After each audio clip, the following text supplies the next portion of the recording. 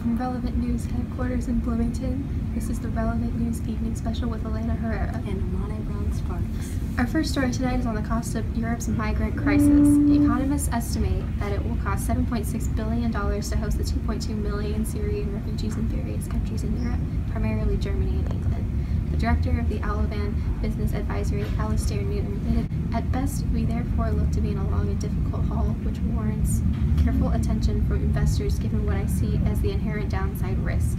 In response to this, the European Union proposed an emergency fund starting with 1.8 billion euros to address the crisis. Costs for government include providing the influx of people with health care, housing, education, and other social benefits. The situation brings about a troubling question of morality. Kanye West, the leading U.S. economist, comments on the morality of such policies in his statement, "He'd rather open up one school in Africa, like he really helped the country." Kanye, credible from his familiarity with money crises, as seen in his tweet, "I write this to you, my brothers, while $53 million in personal debt.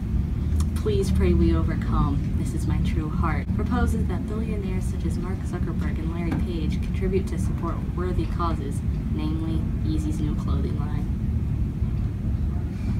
In other news, the Zimbabwe National Water Authority is urging immediate action from the government and stakeholders to find the solution to the water crisis that the country faces.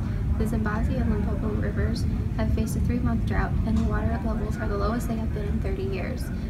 This drought affects 50 million people in southern Africa. INZINWA's engineer, Taure Marukira, said that water availability for domestic use is inadequate. Nationally, 81% of households reported unavailability of water for agricultural purposes. Due to the drought, health risks related to waterborne diseases are on the increase, including 291 cases of typhoid. Although this water is contaminated, citizens are still urged to stay hydrated, and a number of organizations are sending bottled water to the country in an effort to help them to avoid dehydration. Such activists include Khloe Kardashian, who has endorsed water as a powerful tool in your effort to lose weight and gain better health. This comment follows an Instagram post where Khloe confesses drinking 5 to 6 liters of water per day. This post has received much backlash on the internet. One concerned commenter has brought to attention the dangers of drinking so much water, saying that that is called waterlogging and it can damage your kidneys. This reporter believes those commenters are drinking too much haterade, as the kids call it nowadays. But, as Khloe has argued, at least it's better than drinking 5 to 6 liters of vodka per day. Khloe silences the haters by stating, "Damned if I'm drunk, damned if I'm not." Breaking news, Khloe has issued a clapback. More details to come. Anyway, on to our main story tonight. The Colombian government and the largest rebel group, the Revolutionary Armed Forces of Colombia, are in the process of ending more than 3 decades of armed conflict.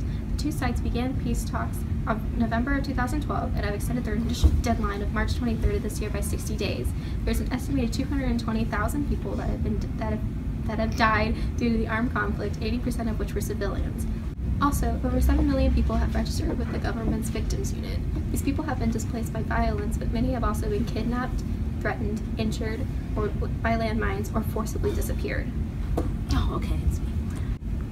The rebel group has been known to work with drug cartels, and American citizens fear that members of the cartel are infiltrating the United States to sell their drugs from the inside.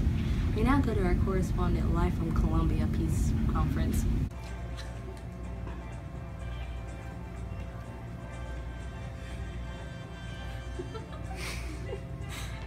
Esteban Julio Ricardo Montoya de la Rose Ramirez. What's good? Well, I just found out I have a UTI, but that's besides the point. History is happening here in Colombia as we speak.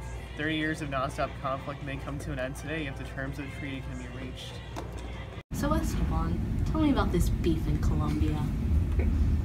Oh, well, my sources said something about how a lot of citizens are being killed, and I'm sure that the citizens are mad, maybe. Just your traditional, 30-year conflict stuff, yeah. So what you're telling us is that this could all be equated to the Kanye Wiz Khalifa beef that has taken place fairly recently? Yes, you see, it all began when Kanye West, changed the title of his album, which was recently dropped under the name of TLOP, to Waves. Wiz ridiculed Kanye for this title and told him to quote, hit this Esteban, hold on a second. I think there's a drug deal happening behind you. Hey, Amane, are you done with your stuff back here? Yeah, I can check it. All right. Well, I guess that's it for us. Thank you for joining us on this special edition of Relevant News. Be sure to follow us on Facebook, Instagram, Snapchat, MySpace, Reddit, Friendster, AOL Messenger, and my favorite, Ashley Madison. All right. Well, good evening, Bloomington, and stay safe. Thank you.